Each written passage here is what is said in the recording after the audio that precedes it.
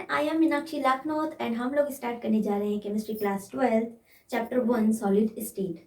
इस चैप्टर को शुरू करने से पहले ये जानना जरूरी है कि हमको ये चैप्टर सिलेबस में क्यों दिया गया है, हम क्यों पढ़े ये चैप्टर को, क्या काम आने वाला है ये हमारे, why this chapter is in syllabus. So first of all chapter start करने से पहले why this chapter is in syllabus जानना बहुत जरूरी है। तो उसके लिए हम एक छोटा सा एग्जाम्पल लेते हैं, एक छोटी सी चीज का जो आपको भी सुन के अच्छी लगेगी। Maglev. Maglev is magnetic levitation train. जैसे हमारे इंडिया में ट्रेन होती है ना, तो वो पटरी पे चलती है और उसमें जो है पहिए पहिए होते हैं, वो उसके ऊपर चलते हैं, राइट। तो पटरी पे चलती है, पहिए के थ्रू चलती है। ये मैगलेव जो ट्रेन है, ये इस तरह की ट्रेन है जो मैग्नेटिक फील्ड से चलती है और ट्रैक से उठी हुई होती है ये हमेशा, यानी कि हवा में चलती है एक तरह से बोल सकते हैं, क्योंकि वहाँ पे इस तरह का फ्रिक्शन मेंटेन कर देते हैं, वहाँ पे इस तरह की मैग्नेट का यूज़ किया जाता है जो उसको इस काबिल बनाती है। अब हमको कैसे, हमने किस तरह की मैग्नेट वहाँ पे यूज़ करी, तो मैग्नेट की प्रॉपर्टी रही होगी कुछ ना कुछ, राइट। हमको कुछ ना कुछ पढ़ना हुआ होगा उसके लिए। सो यहाँ पर ये जो चैप्टर है ना हमारा सॉलिड स्टेट, ये कुछ उसी से रिलेट करता है। और भी हम जैसे कुछ एग्जाम्पल्स ले, लाइक ट्रांजिस्टर्स हो गए, सेमीकंडक्टर चिप्स हो गए, सिलिकॉन चिप्स हो गए, राइट। सिलिकॉन चिप्स का यूज जैसे कि जो सोलर एनर्जी होती है उसको इलेक्ट्रिकल एनर्जी में चेंज करने में हम लोग यूज करते हैं। तो इसके अलावा जैसे बायोडिग्रेडेबल प्लास्टिक्स, पॉलीमर्स जो पैकेजिंग के लिए यूज करते हैं हम लोग, राइट। तो इस तरह की चीजें, एक और एग्जांपल लेते हैं हम एमआरआई का, जिसमें भी मैग्नेटिक फील्ड का बहुत यूज होता है। मैग्नेटिक रेजोनेंस इमेजिंग, एमआरआई, जो सर्जरी के लिए बहुत यूजफुल होती है। तो ये सारे जो भी चीजें, जो भी न्यू क्रिएशन होते हैं, ये कहीं ना कहीं किसी ना किसी सब्सटेंस से रिलेट होते हैं, राइट। तो हमने हमेशा से पढ़ा है कि substance are of three type, जिनको सॉलिड, लिक्विड और गैस बोलते हैं, ठीक है। सॉलिड, लिक्विड और गैस, जिनको हम स्टेट ऑफ मैटर भी कहते हैं या फॉर्म ऑफ मैटर भी कहते हैं। यानी मैटर जो है मेनली तीन फॉर्म में हमको मिलता है, सॉलिड, लिक्विड एंड गैस। तो ये वाला चैप्टर जो है कम्प्लीटली, सॉलिड वाला जो चैप्टर है कम्प्लीटली सॉलिड स्टेट के ऊपर है, ठीक है। कौन सी स्टेट? सॉलिड स्टेट के ऊपर है। इसके अंदर मेनली हमको जो है सॉलिड्स के बारे में पढ़ना है कि सॉलिड्स क्या होते हैं, क्या प्रॉपर्टीज होती हैं। और ये सॉलिड हम इसलिए पढ़ेंगे ताकि हमको पता हो कि सॉलिड्स जो हैं लाइट से किस तरह से इंटरैक्ट करेंगे, उनकी प्रॉपर्टीज, किसी भी चीज, किसी भी रिएक्शन में जाने पर उनकी प्रॉपर्टीज कैसे चेंज हो जाएंगी। इसके अलावा वो इलेक्ट्रिसिटी किस तरह से कंडक्ट करेंगे या नहीं करेंगे, ये प्रॉपर्टीज जानेंगे जब तो हम कोई नया इनोवेशन कर पाएंगे कि नहीं। इस वजह से ये चैप्टर जो है हमको ये बताने में हेल्प करेगा कि सॉलिड की एक्चुअली प्रॉपर्टीज होती क्या है, ठीक है। तो कुछ भी स्टार्ट करने से पहले हम बेसिकली देखते हैं यहाँ पर कि हम सॉलिड, लिक्विड और गैस को डिफरेंशिएट कैसे करते हैं, यानी उनमें फर्क कैसे करते हैं, कैसे बताएंगे कि what is solid, what is liquid and what is gas. तो हम लोग हमारे आसपास जो भी सब्सटेंस होते हैं वो मेनली हम तीन ही फॉर्म में देखते हैं, या तो सॉलिड होता है, या वो लिक्विड होता है, फिर वो गैस होता है, यही होता है। अब सो हम फर्स्ट ऑफ डायरेक्ट टॉपिक पे आ जाते हैं यहाँ पर कि मैटर की बात कर रहे हैं हम लोग। तो जैसे वॉल्यूम की बात करते हैं, कुछ पैरामीटर्स लेंगे हम यहाँ पर, पैरामीटर्स जिनकी बेसिस पे हम इनको डिस्टिंग्विश करेंगे। सो फर्स्ट मैं बात करती हूँ वॉल्यूम की, यानी आयतन की।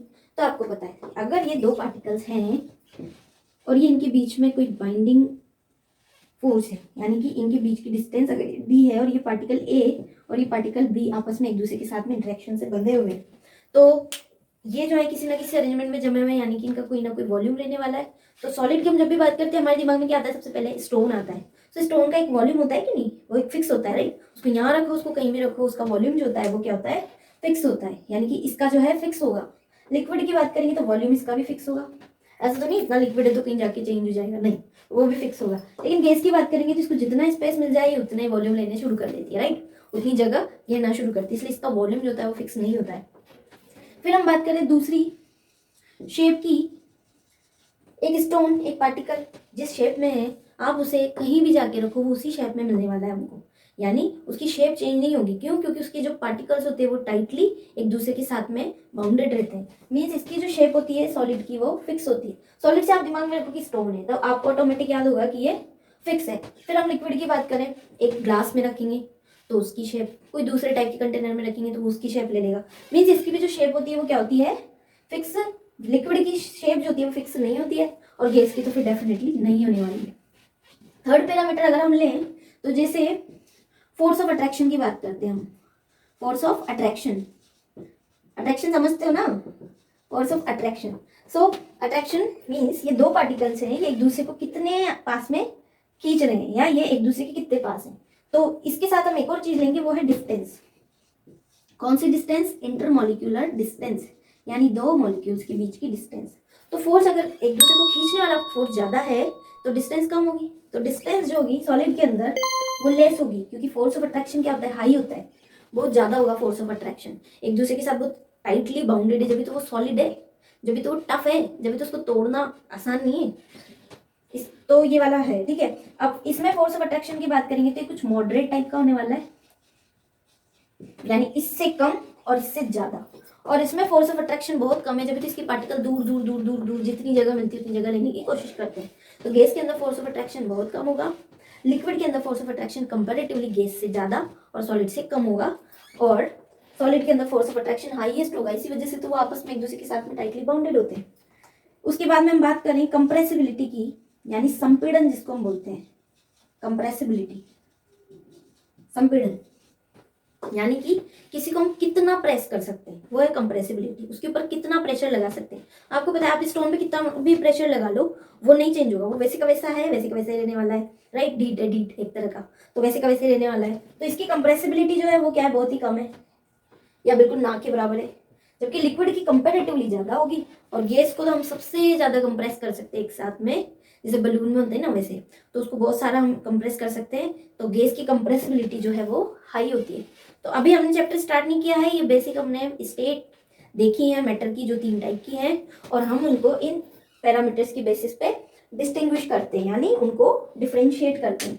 अब हम हमारे सॉल्व चैप्टर पे आ जाते हैं, जो स्पेशली बात करेगा सिर्फ सॉलिड स्टेट की, कि भाई सॉलिड स्टेट क्या है। तो आई हैव टोल्ड यू कि सॉलिड स्टेट जो है उसमें वॉल्यूम फिक्स होता है, इंटरमॉलिक्यूलर डिस्टेंस क्या होगी, ज्यादा की कम, सो कम होती है, फोर्स ऑफ अट्रैक्शन ज्यादा होता है, इसके अलावा शेप फिक्स होता है, कंप्रेसिबिलिटी बहुत ही कम होती है। फिर हम बात करते हैं कि अगर ये सॉलिड होता है, आप इस तरह से इसको डिफाइन कर सकते हैं, अगर ये सॉलिड होता है तो अब हम बात करते हैं कि कितने टाइप का होता है और किस बेसिस पे होता है।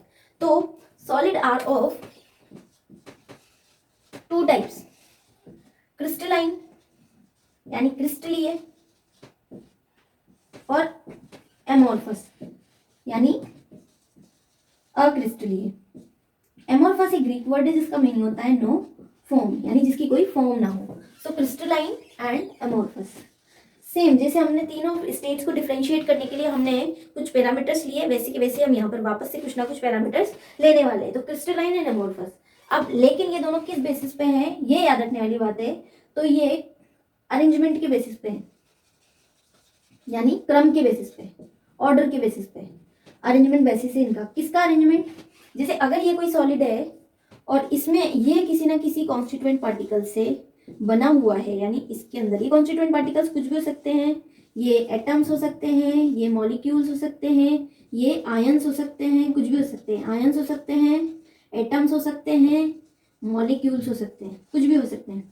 इनको बोलते हैं कॉन्स्टिट्यूएंट पार्टिकल्स, यानी अवयवी कण, यानी अवयवी कण, जिनसे कोई सॉलिड या कोई भी सब्सटेंस बना होता है, राइट। सो इनके अरेंजमेंट के बेसिस पे कि किस तरह से जमे हुए, इस बेसिस पे हमने इनको क्लासिफाई किया है क्रिस्टलाइन एंड अमोर्फस की फॉर्म में।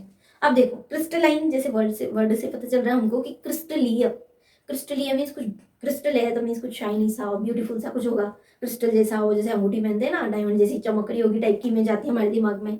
सो ये कुछ वैसा ही है, यानी कि क्रिस्टलाइन वो होते हैं जिनमें एक पर्टिकुलर अरेंजमेंट जो होता है वो बार बार बार बार रिपीट होता है, यानी एक जगह से दूसरी जगह जाओ तो वो अरेंजमेंट वैसे का वैसा ही, यहाँ पे जैसा था वैसे का वैसा ही, फिर वैसे का वैसे ही। लाइक नहीं होता हमारे घर में मम्मी अच्छे से कपड़े जमाती हैं, देन फिर हमारे जैसे लोग जाते हैं, फिर ये नहीं मिला, वो नहीं मिला, वो नहीं मिला करके और वो बिखेर देते हैं। तो जब वो जमी हुई फॉर्म में है तो वो क्रिस्टलाइन, ठीक है, एक पर्टिकुलर अरेंजमेंट रिपीट हो रहा है।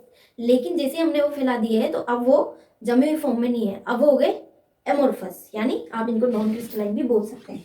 तो लॉन्ग रेंज ऑर्डर होगा, क्या होगा, लॉन्ग रेंज ऑर्डर, यानी कि दीर्घपरासी क्रम होगा, लंबे उसमें चलने वाला है, यानी रिपीट होगा बार बार बार बार।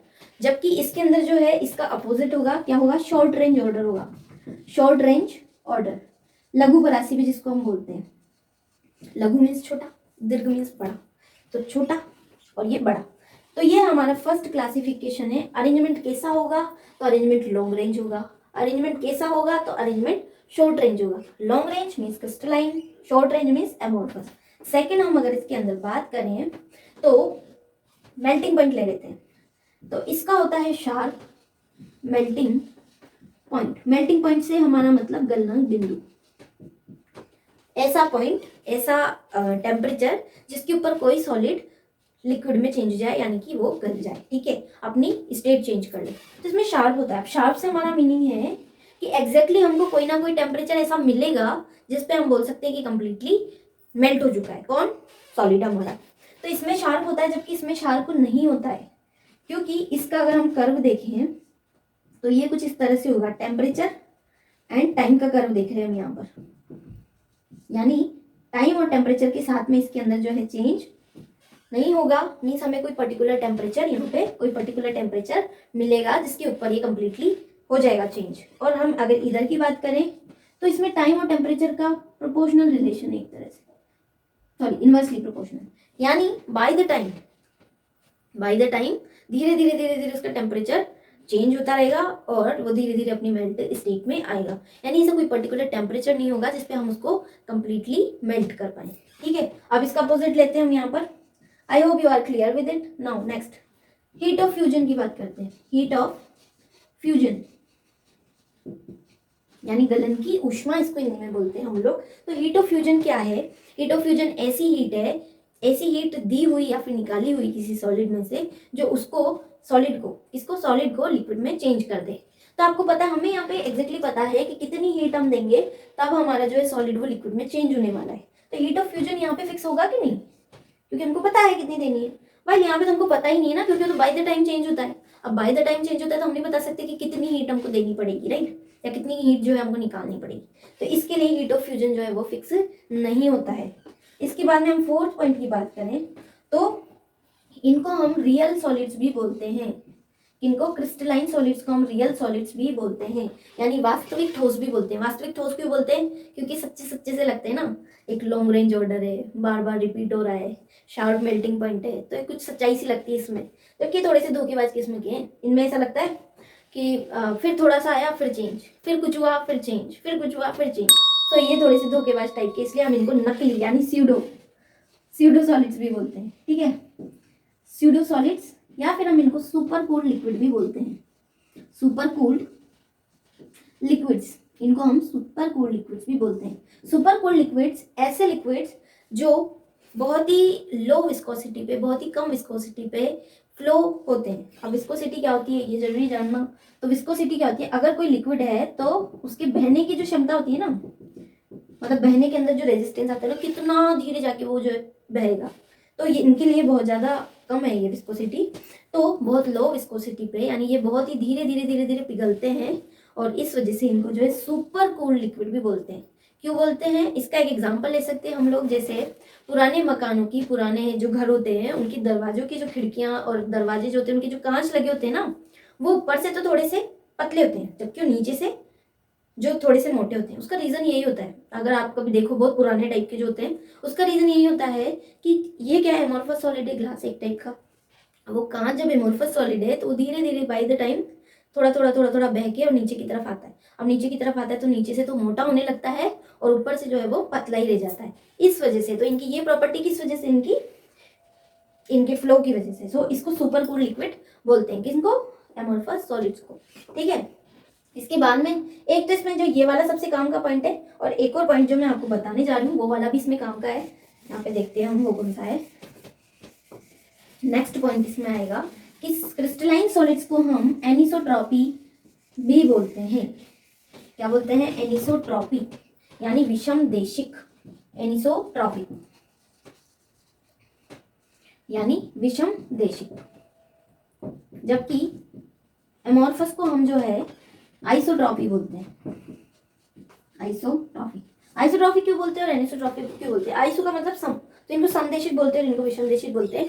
सो देखो क्या होता है, जैसे मान लो कि ये हमारे पास में कोई जो है अरेंजमेंट है सॉलिड के अंदर पार्टिकल्स का, कॉन्स्टिट्यूएंट पार्टिकल्स का। मैंने बताया आपको कॉन्स्टिट्यूएंट पार्टिकल्स मॉलिक्यूल्स, एटम्स और आयंस कुछ भी हो सकते हैं, राइट। सो मैंने यहाँ पे ये कोई अरेंजमेंट लिया है क्रिस्टलाइन सॉलिड्स का। आपको दिख रहा होगा कि एक पर्टिकुलर अरेंजमेंट को मैं रिपीट कर रही हूँ यहाँ पे। सो मैं दो लाइट की रेज लेती हूँ यहाँ से। एक तो मैंने ले ली है AB, यहाँ से मैं वो टॉर्च जला के भेज रही हूँ, ठीक है। AB, और दूसरी मैंने ले ली यहाँ से ये CD। ये मैंने 2 लाइट की रेज ली है। अब जब मैं इधर से AB के अलोंग देखती हूँ तो देखो पार्टिकल के अरेंजमेंट पे ध्यान देना आपको। यहाँ पर ये देखो, ये खाली फिर बंद, फिर खाली फिर बंद, इस तरह से चल रहा है, ठीक है। इसके अलोंग ये है अरेंजमेंट। अब मैं CD लाइन के अलोंग देखती हूँ तो ये पूरा बंद, यानी ब्लैक वाले डॉट्स, और नीचे वाले कंप्लीटली खाली डॉट्स दिख रहे हैं आपको। सो यानी हमको क्या पता चल रहा है कि जब हम डिफरेंट डिफरेंट डायरेक्शन से जा रहे हैं तो क्रिस्टलाइन सॉलिड्स के अंदर हमको अरेंजमेंट डिफरेंट डिफरेंट मिल रहा है। अरेंजमेंट डिफरेंट मिलने से हमारा मतलब है कि प्रॉपर्टीज जो है हमको डिफरेंट मिल रही है, राइट। कौन सी प्रॉपर्टीज, चाहे से वो रिफ्रैक्टिव इंडेक्स यानी अपवर्तनांक हो सकता है लाइट का, या फिर हम इलेक्ट्रिसिटी कंडक्टेंस भी बोल सकते हैं कि वो चेंज हो रही है डिफरेंट डिफरेंट डायरेक्शन में जाने पे, डिफरेंट डिफरेंट, इसलिए हम इनको बोलते हैं एनिसोट्रॉपी। किसको बोलते हैं? क्रिस्टलाइन सॉलिड्स को बोलते हैं, जबकि इनको आइसोट्रॉपी बोलते हैं। अब देखो, अगर आप इनमें इस तरह की लाइट रेज को भेजोगे तो डिफरेंट डिफरेंट डायरेक्शन में लाइट की जो रेज हैं वो डिफरेंट डिफरेंट अरेंजमेंट नहीं दिखाएंगी, वो सेम अरेंजमेंट दिखाने वाली है। क्यों? क्योंकि ये बहुत लॉन्ग रेंज ऑर्डर नहीं है, शॉर्ट रेंज ऑर्डर है, तो आप लाइट पास भी करोगे ना तो प्रॉपर्टीज चेंज नहीं होगी। इसमें क्या होता है ना कि ये लॉन्ग रेंज ऑर्डर पे, इस वजह से ये प्रॉपर्टीज को चेंज कर देता है, जबकि इसमें ये शॉर्ट रेंज ऑर्डर होने की वजह से इसमें प्रॉपर्टीज चेंज होगी कि नहीं? इसमें प्रॉपर्टीज चेंज नहीं होंगी, इसलिए इनको हम जो है आइसोट्रॉपी बोलते हैं। यानी इसमें किसी भी डायरेक्शन में जाने पर प्रॉपर्टीज जो होती हैं वो सेम होती हैं सॉलिड्स की। तो ये थे हमारे एमोर्फस सॉलिड्स। इसके बाद में नेक्स्ट पॉइंट अगर हम इनमें बात करें तो क्लीवेज की बात करते हैं। क्लीवेज का मतलब, कोई सॉलिड है, आपने उसको ब्रेक डाउन किया, ये सॉलिड है, मैंने इसको बीच में से काटा, काटने में मैं चेक करूंगी इसका ये वाला साइड और इसका ये वाला साइड, क्या दोनों साइड एक जैसे नजर आते हैं? दोनों के फ्रंट चेक करने हैं आपको। अगर एक जैसे नजर आते हैं, यानी लगे कि हाँ ये इसमें से निकला हुआ सा लगता है, तो क्रिस्टलाइन। और अगर वो अलग अलग लगे कि यार ये अलग दिख रहा है और ये अलग दिख रहा है, और दोनों अलग अलग सा दिखे, तो मीन्स वो क्या है? वो एमोर्फस है। सो इनमें अगर क्लीवेज प्रॉपर्टी की बात करें तो किसी चीज से कट करने के बाद भी इनमें दोनों साइड जो मिलने वाली है हमें वो सेम रहती है। क्यों? क्योंकि इसमें एक पर्टिकुलर अरेंजमेंट है और वो अरेंजमेंट की वजह से जो है वो सेम दिखती है। जबकि एमोर्फस सॉलिड्स की बात करेंगे तो ये जो अरेंजमेंट है ये सेम नहीं है। तो आप जैसे ही कट करोगे तो मान लो उस साइड से एक साइड आपको दूसरी और एक साइड दूसरी नजर आएगी। लाइक आप कर सकते हो घर में भी एक्सपेरिमेंट, जो रबड़ होता है ना हमारा मिटाने वाला, आप उसको करो, बीच में से कट करोगे ना तो एक साइड आपको अलग नजर आएगी और दूसरी साइड आपको अलग नजर आएगी। ऐसे एक्सपेरिमेंट करते रहना चाहिए, अच्छे होते हैं। सो वो दोनों साइड जो एक साइड से कुछ ऐसी मान लो और एक साइड से कुछ ऐसी मान लो, अलग अलग नजर आएंगी। मीन्स इनमें क्लीवेज प्रॉपर्टी इनकी कुछ इस तरह की होगी जबकि इनकी कुछ इस तरह की होगी। अब बात करें अगर हम एग्जांपल्स की तो क्रिस्टलाइन सॉलिड्स में आ जाएंगे हमारे क्वार्ट्ज। कौन सा क्वार्ट्ज? क्रिस्टल वाला। क्वार्ट्ज के कई सारे टाइप्स होते हैं, सो हम क्रिस्टल वाले की बात करेंगे, क्योंकि क्वार्ट्ज का जो क्रिस्टल है वो एक पर्टिकुलर अरेंजमेंट में जमा होता है। जबकि हम क्वार्ट्ज ग्लास की बात करें, क्वार्ट्ज ग्लास यानी कांच, तो वो एक पर्टिकुलर अरेंजमेंट में जमा हुआ नहीं होता है, राइट। इस वजह से इसको हमने एमोर्फस में डाला है, जबकि क्वार्ट्ज क्रिस्टल को हमने क्रिस्टलाइन में डाला है। फिर हम बात करें नमक की। नमक की संरचना हम लोग आगे चैप्टर में पढ़ने वाले हैं।